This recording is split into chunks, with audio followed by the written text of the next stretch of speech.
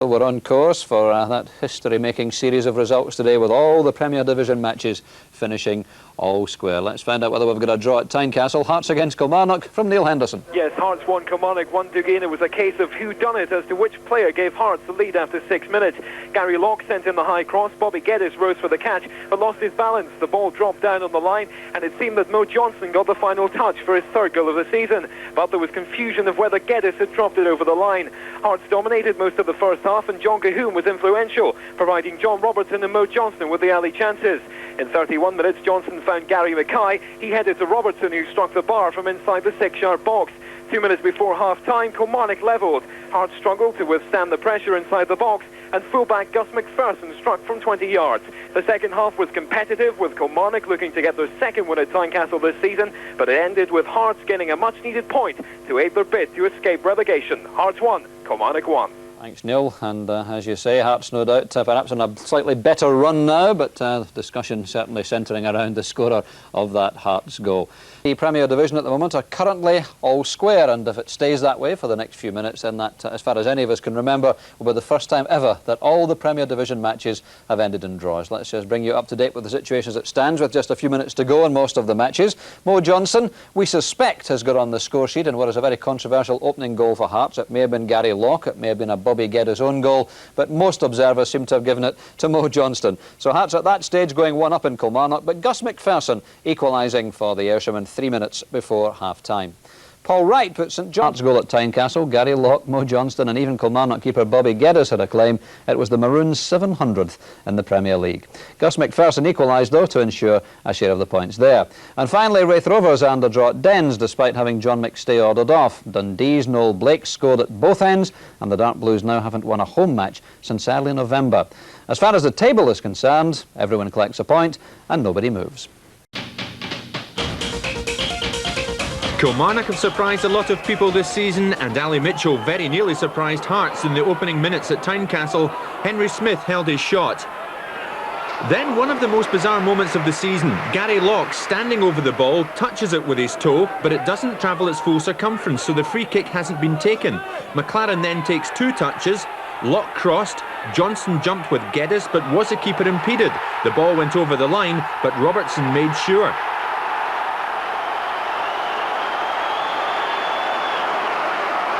But after McLaren's 2 touches, the referee should have awarded Killie an indirect free kick, so the goal shouldn't have stood. Killie fought back. Williamson saw McCluskey in space, but the striker was leaning back as he tried to make contact. Killie kept up the pressure. From Reilly's corner, Levine headed over.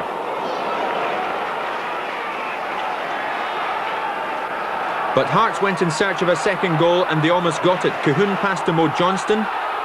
His cross was headed back by Mackay, but Robertson's header came back off the crossbar. A let-off for Killie.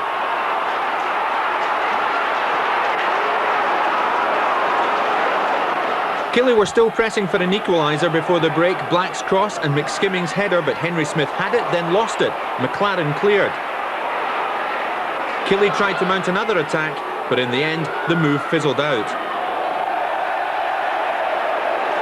But Killie's pressure paid off. From the corner. Paterson, Mitchell and Crainie all had shots blocked. But Gus MacPherson found a way through all right.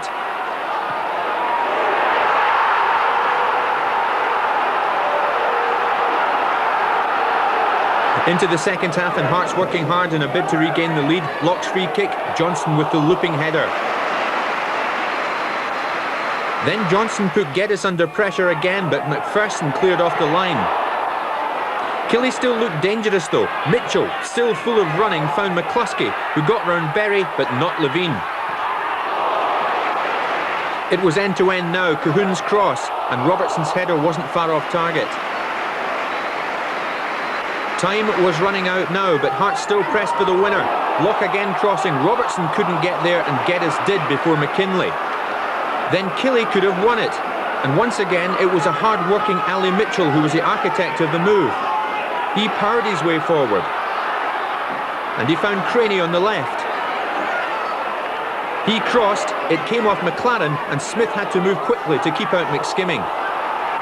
In the dying moments, a Hearts penalty claim. Geddes punched clear. Mackay couldn't find a way through. Then McKinley went down, but no penalty, said referee McCluskey.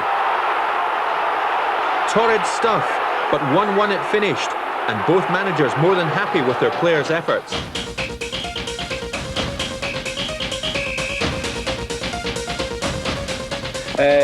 Yeah, I can't fault their lads. They've had a hard time, they've had a lot of knocks and whatnot, but they've stuck together, they've stuck with me, and they have still got very good spirit as well. To be perfectly honest, Jim, we've not got the greatest footballers in the world, and they know that, but we want to survive and play as well as we possibly can, and that for them is playing as well as they possibly can, by getting about and using their fitness. They're all very, very fit guys, and that's up to other teams to try and cope with them. Well, a real talking point. Let's just clarify the situation surrounding that Hearts goal. The crucial point here is Gary Locke's involvement. You see him touch the ball at the free kick, but the law states the ball shall be in play when it has travelled the distance of its own circumference. So, according to Law 13, the free kick has not been taken. Now watch Alan McLaren. He plays the ball once. Technically, he has just taken the free kick. He then plays it again. The law states if the kicker plays the ball a second time before it's been touched by another player, an indirect free kick shall be taken by a player of the opposing team. So, as we saw, Hearts then go on to score, and really, you could well feel that Kilmarnock have been robbed.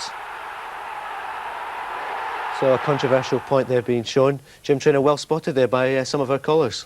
They did very well. I mean, it's obvious that the goal shouldn't have been allowed, and also when you look at it, Maurice Johnson may well have impeded the goalkeeper when the keeper lost it, but it was very well done from the fan. It just shows you that I've been saying all along that sometimes we underestimate the supporters. They're not all as dumb as some of us think they are. We've got somebody watching who